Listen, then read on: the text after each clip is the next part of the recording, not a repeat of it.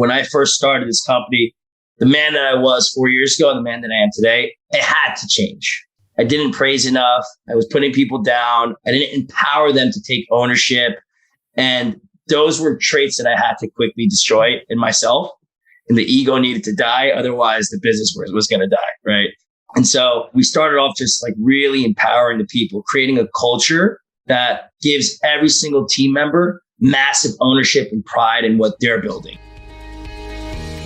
This is your daily real estate syndication show. I'm your host, Whitney Sewell. We have a fun show for you today, and it's a repeat guest, David Choi. He's a seasoned real estate professional, serial entrepreneur. We just had him on. We launched a show with him on March the 29th, which I would encourage you to go back and listen to. He's an expert at finding off-market deals, and we covered that there. But he mentioned a few things that made me want to have him back. And one of those things, one big thing that caught my attention was building a team that functions without you. It's something that myself and my leadership in our team have been working on right now in trying to implement things that help us to function, more as a larger team, right? We're hiring and we go through today how David used EOS, how he implemented EOS, and some tips and things that have helped him to go from working 80 to 90 hours a week. He said he gained 45 pounds. His relationship with the Lord was going downhill. Just no time for friends or family at all. And, he tried to implement traction, couldn't do it, set goals they couldn't hit.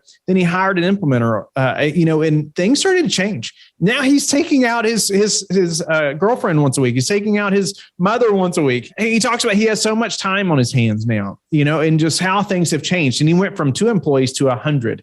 And so just an incredible story. You're going to learn a lot. And I hope you're going to be motivated to take action on implementing process like EOS. It doesn't have, there's other ones out there that are very good also, but and the biggest thing is that you do it. And so I hope you are encouraged and you take away a few things from David today that you can start right now with your team. It's going to help you to have more breathing room, right? Have more time with some friends and family, but while your business team, they don't suffer, right? Because you're not there. And so you have to learn to implement some things. And so the wheel keeps turning even when you are not there pushing it forward, right? Encouraging your team and setting them up for success in so many ways that you're going to hear about today. David, welcome back to the show. We recorded a show that came out on March 29th. We were talking about numerous things, but ultimately we talked about sourcing off-market deals and how you have successfully done that. Some of the systems that you created that were so impressive. I know the listeners learned a lot from that. But you mentioned a few things that I wanted to come back to because it's so worth spending time on this topic that we're going to go into today, because myself and my team are in the middle of this, as you and I were talking before we got started, committing more time to this topic. But you've done it and you're reaping benefits from that now. And so I just wanted to dive into that and pull some of that from you so the listeners are motivated to do this as well. But ultimately, last time, you briefly mentioned, building a team that functions without you. And, we talked about, briefly hiring a little bit, and I want to get into that, but building a team that functions without you, that's hard to even comprehend to most entrepreneurs, right? Or people that's been operating a business for a while, because so much of the time we're like, I've just got to be there 10, 15 hours a day, every day to keep the wheel going, right? I can't miss, I can't not be there, or, and it's hard to see light, or it's hard to see a different way, or handing those things off that I feel like I have to do. So I want to jump into that. David, welcome back. Let's jump in. Thanks for having me, Whitney. It's always an honor to see you, be here, and hopefully I could add as much value as you're hoping to your listeners today. No doubt that you will. Let's talk about how did you do that? Tell us the system that you used. Most people are going to be familiar with this name, but tell us a little bit about what led you into doing that. Maybe give us a little picture of before and after as well, so the listener can, what did this do for you? And then let's jump into how you did it as well. Sure. So 4 years ago, let me just give you a background. My mom's a first generation entrepreneur. Dad's a first generation entrepreneur. And now he's a missionary. I've been going to small churches, being actively involved my whole life. So I've seen what it's like to be a first generation entrepreneur. And typically, I couldn't just name all my uncles and aunts they're first gen entrepreneurs. So I've seen them all just work to the bone, like waking up at 3 a.m., not sleeping until 9 p.m., just working around the clock. And as I got into business, I said, no way. I'm second gen. I got technology. I'm going to figure out how to do it without being stuck in the business every single day. So I started off reading books like E-Myth, and it was like, oh, I'm going to figure this out. I got this. But once you jump into the trenches and you start building that business, you start realizing that it's a lot harder than it's let out to be. So, I was started 4 years ago, working 80, 90, 100 hours a week, gained, 45 pounds, became very overweight. My friends, my family, they never saw me. Like, my relationships and my health and my spirit with my relationship with God was just going downhill. And, about a year ago, we read the book Traction as a company, a leadership team. And so we started putting forth an effort to really building out the systems to build a business that operates on accountability, right? And yep, there we go. Traction. Picking up the book. I wanted to hold it up so listeners, especially on YouTube, can see it as well. Traction. Highly recommend starting to at least read Absolutely. That, right? And so we started reading the book Traction, and we tried to implement it. It was with failure. It kind of made a dent, but we kept setting goals that we weren't hitting successfully. And eventually we joined a mastermind group. And in this mastermind group, they introduced us to a EOS implementer, right? And I actually texted him yesterday. I said, Austin, you have no idea how much the quality of my life has improved since you came in and helped us. I'm spending more time with my family. I have a better relationship with God. My health is improving. And I'm so deeply believe in the EOS that I'm actually consulting churches pro bono on Saturdays, right? I'm like, Pastor G, you need to implement the EOS because, a church is just an understaffed, underfunded business, right? God's business.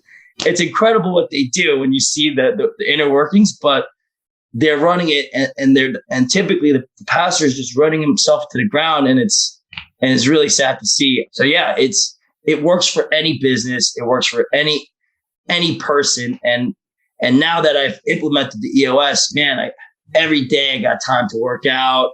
I got time to listen to worship music, pray, read the Bible, journal. I mean, meditating for 30, 45 minutes a day. I spending time, got date night with my girlfriend, taking my mom out to the spa once a week. I'm like, I go to church. It's intentional and it's blissful. I'm living an amazing life. And so I got to give it to Austin McCurdy. He really did amazing work implementing the EOS at my company. I appreciate you painting that picture for us. Cause you did like 4 years ago, you said you were 80, 90 hours a week, gained 45 pounds. Your relationship with the Lord was going downhill. You mentioned, just like all this stuff, right? No time for friends or family, right? I've been there for many years myself, especially early on. And, but then you learned about Traction. And I appreciate you shedding a little light there too, is that you all tried to implement it. It sounded like you set goals that you couldn't hit. And then all of a sudden you joined a mastermind, you were introduced to an EOS implementer, and maybe we'll talk about that a little bit, but somebody that comes in ultimately and helps you to implement these systems, right? And calls things out, points things out, and asks good questions. And it's interesting having that third party looking into your business, right? And probably asking difficult questions of you and your team. But now, you're working out, you're praying, you're reading, you're all these things, date night with your girlfriend, even taking your mother out once a week. That's incredible, right? Who gets to do that, right? I wish I could do that for my mom, that's incredible. So you implemented this program. Speak to, hiring this implementer and, how you determined, okay, this is a great route for us. But then, what happened then? How long did that take? What were some of the things, that this implementer did that helped you to be so successful doing this? So he came in, it was a 1 day, it was 1 day, an 8-hour session with your leadership team. He started off, he built out an accountability chart, right? An accountability chart isn't an org chart with, the hierarchy of positions.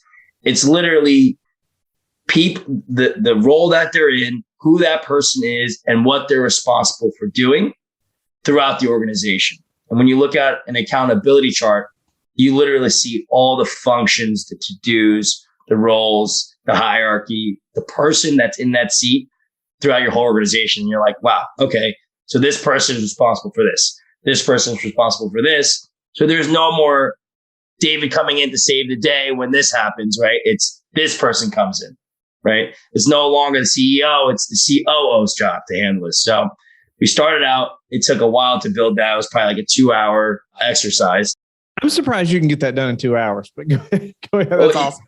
Yeah, no, I just did it for, the church and it took 5 hours. So, it's definitely not easy, but since he's already a implementer and he already had the account, he knew this is a template that you should use for this type of business kind of guy. So he came in, we plugged and played. So you build out the accountability chart. And what you do is then you start setting up your goals, right? You got to start thinking in like 10 years, 7 years. When you think 1 year, you overestimate what you could do in 1 year and you underestimate what you could do in a decade, right? And so you put that big, hairy, audacious goal right ahead of you. Like, this is what I want to accomplish 7 years from now. And it should be so big and exciting that it makes you kind of nervous, right? Then you work your way back. You do your 3 year, then you do your 1 year. And then you find out what in that 1 year, what kind of team you need in order to accomplish your 1 year goal, right? Your revenue goals. Then you work your way back into 90 days, right? And then you start setting up your metrics. Like, before you go into your 90, you set up your wildly important goal. And for us, this wildly important goal was filling our all-star roster because we were understaffed, right? So the first 90 days, we set up goals and you literally go through the entire heartbeat of the company, right? From top to bottom, right? From lead generation to contract sents to contract signed to, just literally working with to closings and every aspect of the business. And you create what's called a spotlight report. And it basically gives you a week over week understanding of how your business is doing based on its key metrics, right? So you identify what those metrics you want to track. You put up you quantify the targets, and week over week, you measure them and you talk about them. So you start getting a understanding of what's going on in the business, even if you're not actively involved in that department as the owner. You could stop me at any time. I could keep going. If this is good stuff. Unfortunately, we don't have time to go into every detail this implementer did for you. And I wish we could. But ultimately, they're getting very granular, right? They're diving into details that you may know, but you haven't really written down, sounds like, right? You haven't written down, but they're also making these things clear to the entire team, which is often not clear, right? It's unfortunate. Many team members do not know what other team members are responsible for, right? Or and even worse, what they're responsible for, you know? And so then as a CEO, you're upset or you're frustrated that maybe something's not done, but then oftentimes that employee, they're not even clear that they're the one responsible for it, right?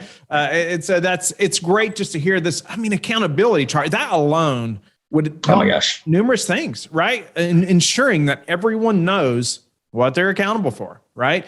And then setting up, ways to hold them accountable, right? And follow up on those things. But even this 10-year goal, but I liked how you said, thinking about that 10-year goal, but then like, what kind of team do we need to even achieve that? And you mentioned that you were understaffed.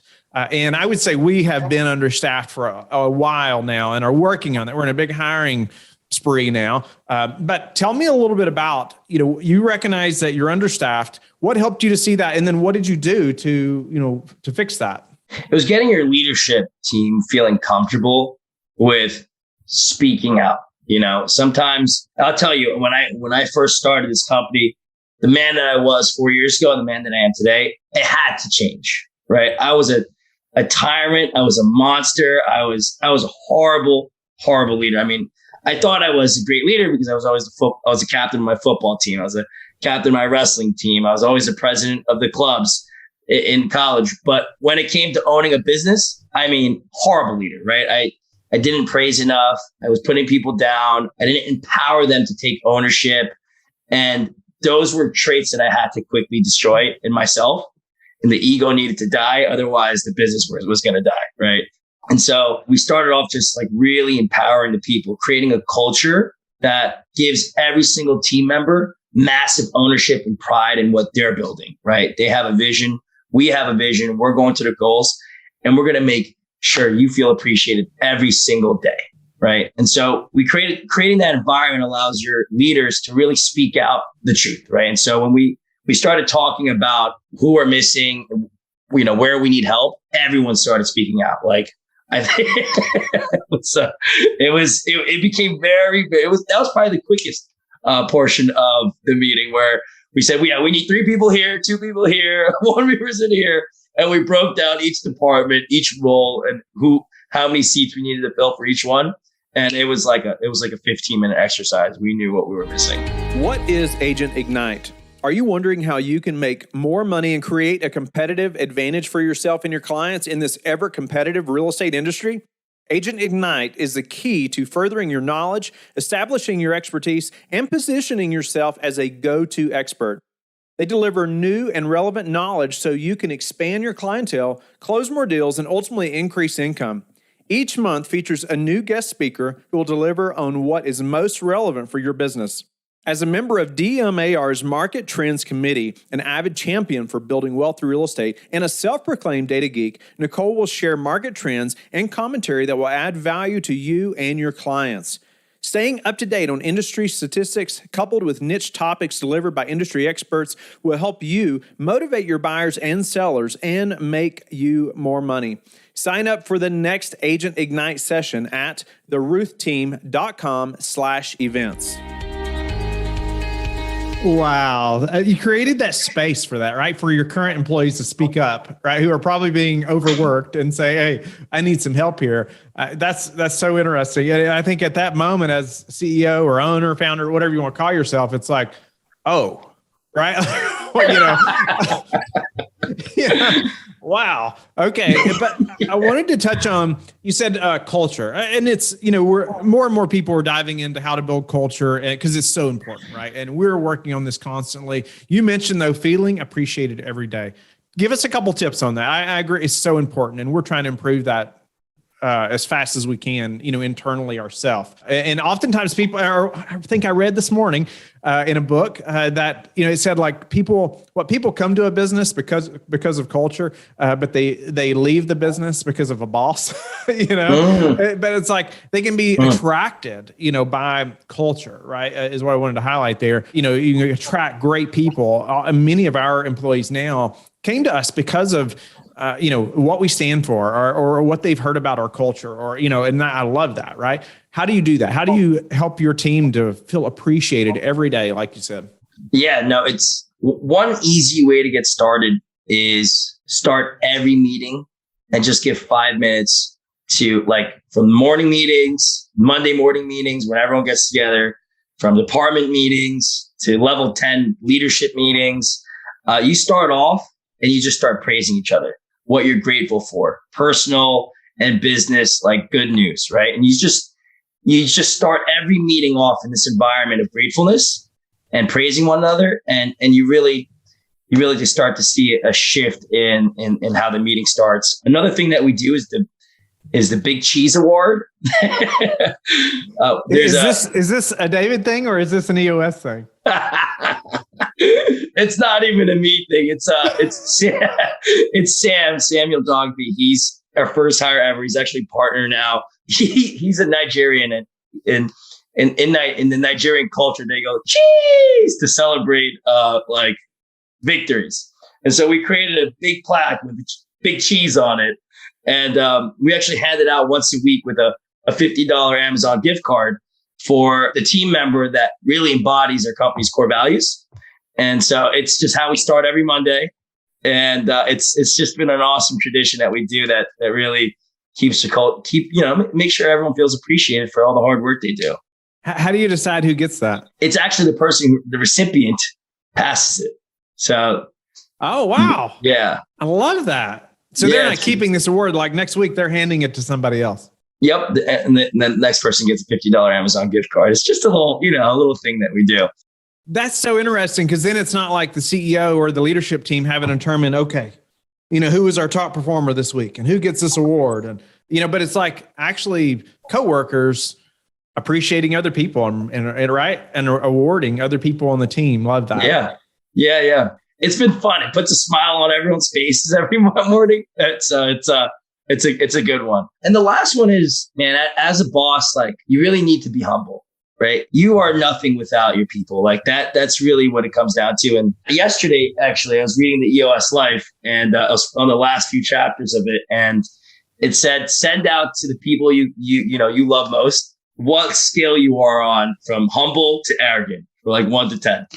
And my mom, obviously, she thinks I'm an angel of God. So she gave me a 1, but it was, helped me realize what people think about me. And it's something I need to also work on every day. But the moment you stop taking credit and giving all the credit every single time to everybody, only praise and never, publicly bring people down. If you have some feedback, do it on the side, just like normal, kind boss things to do, but really makes an impact. That's a hard thing, right? It's a hard thing. And I think oftentimes it's easier to see it in others than seeing it in yourself, right? The lack of humility, in yourself. Is there any ways that you have improved that, or I don't know, ways that you've grown in that, that would be helpful to the listener and myself? Listen, I don't want to go biblical here, but if you read Proverbs every day, you will be humble.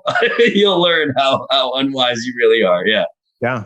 So Proverbs every day. Yeah. Just on my way to work, put it on the audio, click play, and I just get humble. I eat humble pie every day.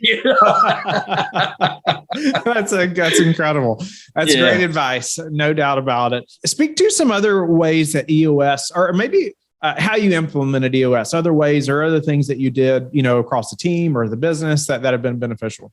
Yeah. So there's a level 10 meeting, right? The way that we break it down is on Asana. And if you want, I could actually share you the template and you could put it on your notes and all your listeners can have access to how it functions. Yeah, happy to do that. But it makes it so easy to do. There's an agenda on one column. There's your quarterly commitments on one column. You got your 7-day to-dos, your 7 to 30-day to-dos on your next one.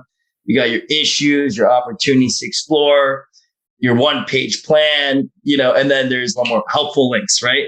And it breaks down all of basically everything you need to run a company right there. And the agenda outlines what you do and how you move along each column. And you just stick to it. And it really helps meetings get pushed along efficiently. I take that level 10 meeting and I copy and paste it for every department. So every department has their own level 10 meeting where they discuss their own issues, their own problems. And I actually love the level 10 meeting so much. I implemented it in my life with 5 of my friends where we took the Wealthy Way Plan. I don't want to get too distracted here, but the Wealthy Way Planner is like a way to have a wholesome life, right? So we track our worship goals, our education goals, our affluence, lifestyle, teamwork, health. And it just allows, that's the reason why I take my mom out once a week, right? So we track these metrics and we do a level 10 meeting once a week and we push each other to solve issues and get our to-dos done. So it's a powerful meeting agenda planner, the one that I was given by my consultant. It's really amazing. Wealthy Weight Planner. Is that something we can look up or is that something? Yeah, it's totally free. Ryan Pineda made it. Wealthy Way Planner. You just Google it. Wealthy Way Planner. Yeah, Wealthy Way Planner. It's totally free. Man, it makes you intentional about having a wholesome life. That's incredible. Yeah. Share, how many meetings do you have a week with your team? I'm not even in, I used to be in all of them, but now I'm in level 10 meeting. I'll join the marketing meeting because I feel like that's my job as a CEO. What kind of messaging are we putting out? That's pretty much it. I'm in like 3 meetings a week. So I'm like 3 hours a week. I'm in meetings. And honestly, the other meetings I choose to do are just because I'm reaching out to people and I want to talk to them. I want to meet with them. I'm networking. But yeah, 3 meetings a week is what I've stuck to internally. And I really enjoy them. I really do. Any one-on-one meetings, or is it all like a team, some a department or something like that at a time, or leadership? Oh, I'll take out like 3 different people out to lunch a week. That's just who I am. First off, I like eating. So, but I just take one person out. I just try to, I want to understand what their goals are in life. And it's not even, I was doing that before I started reading, building a lead organization, but it's just that one-on-one time to figure out where their heart is. Are they happy? Are they learning? Do they see the growth that's before them, and making sure they feel appreciated. And I know that, well, I just want to make sure they're happy. That's my job. What's the size of your team right now? How many people? So throughout the entire company, I would say that we probably have close to 100 people. Yeah, I would say about 100, probably around 45, 50 US based, and another 50 overseas. Okay. I'm glad you said that. Speak to holding those meetings, with 50 employees that are, overseas somewhere. Yeah, it's, with technology, you really get a competitive advantage, right? We're having this meeting right now through Zoom. It's the same approach. It hasn't made a difference. The one girl that we hired, and her name is Joan. She was my first hire ever. She's in the Philippines. Joan is like, without Joan, I don't know where my life would be. I really don't know. It's my mom, my girlfriend, then Joan, right? And then the hierarchy of important women in my life. But yeah, she's overseas and she's just on point. She's available. She's in every meeting. She's on time. So, there's this barrier that a lot of people have. Like, I don't know. I'm a little old school. I don't know if I could trust someone overseas, but you have no idea what the talent and how cost effective it is. You have no idea what you're missing out on. How did you find the people overseas? We won't go too deep into that specific thing, but I know people are wondering. Yeah. So you really want to start with one person and really build, if you pour into somebody and they trust you, they'll be loyal to you, right? So just find one person that is high quality. You can find them on Upwork, you can find them on LinkedIn. There's a bunch of different websites. Really start taking care of that person, and that person will start taking care of you, right? So I bought Joan a house, in the Philippines. She started at $3. She's at 16 now, right? So every time I grow, she's coming with me. I told her, I made a promise. She's my girl, So I took her along, and she built out a recruiting platform. So now she's posting on all of these Facebook groups that as a US based person, you're not allowed to join. The moment you try to join these Philippine Facebook groups, the admin kicks you out. They're like, you're not allowed in. So you actually have to be from the Philippines. So she joins, she puts out posts, and people just start applying for these jobs. And now we just have, thousands and thousands of applicants. Infinite pool of talent that you could get at like an unbelievable dollar rate. That's how that's probably one of the main reasons why we've scaled so quickly, is because of the outsourcing. That's incredible. How many employees did you have 4 years ago? Oh, it was just me and Eric, That's it. 100 employees. In 4 years or less, right? It's incredible to hear that growth. And I know the listeners have a ton more questions for you, David, and how you've implemented this. I guess one more thing, and maybe I'll have a couple follow-up questions, but you all tried to implement it on your own. You had those goals you couldn't hit, but then you hired an implementer. How much weight should we put on hiring an implementer or trying to do it ourselves?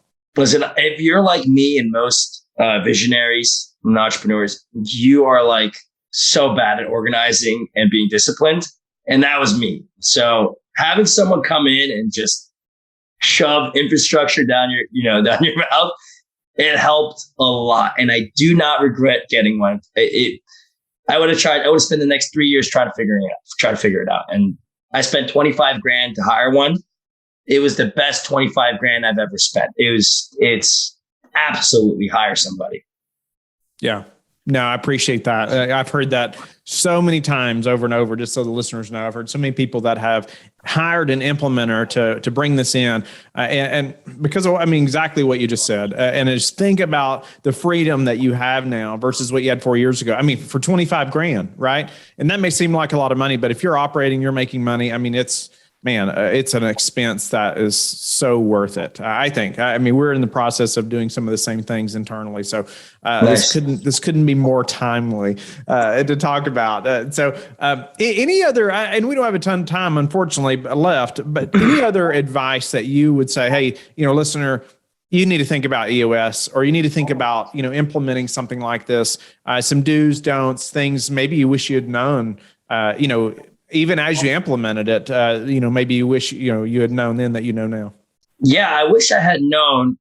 Some people are at the business stage where they really can't afford a $25,000 expense, right? And so, had you told me about this even 3 years ago, when I first started trying to get OKRs involved and trying all these different management systems, I probably would have said no, because I just wasn't financially ready for that decision. So what I would say is read 2 books, right? Traction, absolute, by yourself and your leadership team. Traction and Building an Elite Organization.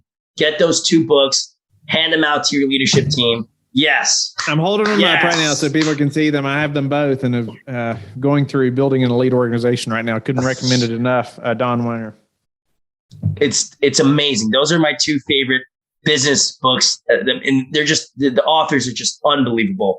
I mean, they're just amazing. So pick up those 2 books, buy a copy for your entire leadership team, and then just start out small, right? Get like, I would say, just even before you have this, do all this crazy stuff, try your best to just, for this coming quarter in Q2 or Q3, set up company-wide goals for the quarter, make them obtainable, don't go crazy. And then each department, have them set up their own 3, just make 3, don't go crazy, 3 quarterly commitments that they're going to stick to as a department, and make sure that each department has each team member involved in that decision-making for the department, not just the department head, right? And then what you could really do to get buy-in is have each team member make 3 of their own quarterly commitments to support the department level. Just get your whole company involved in making decisions, and you're going to be surprised with the amazing ideas that everyone comes up with. Incredible. I appreciate your insight, David. Just your experience, and even just the what's happened in your life and business, is a great testimony to, this system, right? And taking the time to implement something like this. So, man, you have that time to take your mother out every week, or your girlfriend, or, to work out. I mean, it's incredible, change just in the way you think, right, about business and operations. And so grateful just to have that time where you can share that. I mean, 2 employees to 100 and, flourishing, sounds like. So tell me, any habits changed since we talked last? I want to ask you that. My habits have just gotten more consistent. I'm meditating a lot more. I heard an adage that was like, you should meditate 1 hour a day. And if you're too busy to meditate 1 hour, meditate 2, right? So, and right before this meeting, I was at this podcast recording. I was like a little nervous. I said, I'm not the best guy for this one. So I sat down, meditated for 15 minutes, crystal clear. So I would recommend, I added meditating to my routine, and it's been awesome. How do you like to give back? My company, what we do is we help with city relief, and we buy pizzas, and we give some donations, and we actually get the company involved in handing out pizzas, and sometimes they ask for prayer. So we do what we can. And the other thing that we do is we spend time with the youth in the city of Newark. So we're like Newark focused giving, and we go out, we help them learn piano, we do homework with them. And after reading Building an Elite Organization, that that quarter of profit and 1% of company hours giving, that's something that I'm dead set on implementing this quarter. So that's something that we do as a company. And because I know how powerful EOS is, I've made it, I've decided, like, after I finish with this church and helping them implement it, it's just something that I'm going to continue to do with other churches around that small churches that need the help. So incredible. David, and yeah, incredible. And just the ripple effects of that giving, right? You can't even measure it. Grateful for your time today and just willingness but you have all kinds of time, right? So